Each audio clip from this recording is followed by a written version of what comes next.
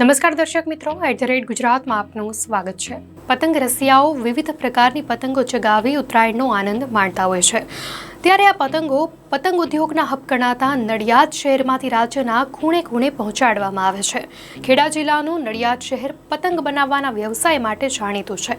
પતંગ રસિયાઓની ફેવરિટ ચીલ પતંગ નડિયાદમાં બનાવાય છે। રાજ્યના નડિયાદ શહેરમાં આવેલ ગાજીવાડ વિસ્તારમાં બનતી ચીલ પતંગ સમગ્ર રાજ્યમાં ફેમસ છે। નડિયાદના ગાજીપુરા વિસ્તારમાં ઘરે ઘરે પતંગ બનાવવાનો ગૃહ ઉદ્યોગ છે। અહીંયા ચીલ, ઢાલ, પચરંગી જેવી અનેક પ્રકારની પતંગો બનાવવામાં આવે છે।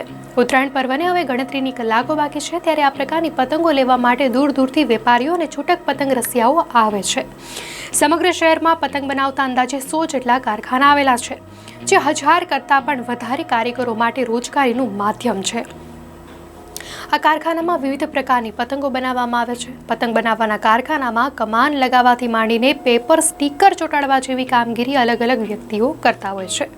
ત્યારે પતંગ કેવી રીતે બને છે તે વિશે વાત કરીએ તો એક પતંગ 5 કારીગર પાસે જાય છે, પછી એ તૈયાર થાય છે। બધા કારખાનાઓમાં મળી 1000 કરતાં વધારે કારીગરો વિવિધ કામગીરી કરે છે। એક પતંગ બનાવવા માટે 2 થી 3 મિનિટનો સમય લાગે છે। નડિયાદની પતંગ ગુજરાતના ખૂણે ખૂણે અને રાજસ્થાન અને મહારાષ્ટ્રમાં જાય છે। નડિયાદના ગાજીપુરવાળા વિસ્તારમાં 400 થી 500 પરિવાર પતંગનો ગૃહ ઉદ્યોગ કરે છે।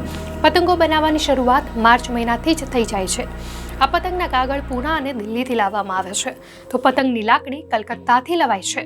નડિયાદ અને સમગ્ર ગુજરાતમાં વાત કરીએ તો ચીલ પતંગ, જેને 2 આંખોવાળી પતંગ પણ કહે છે,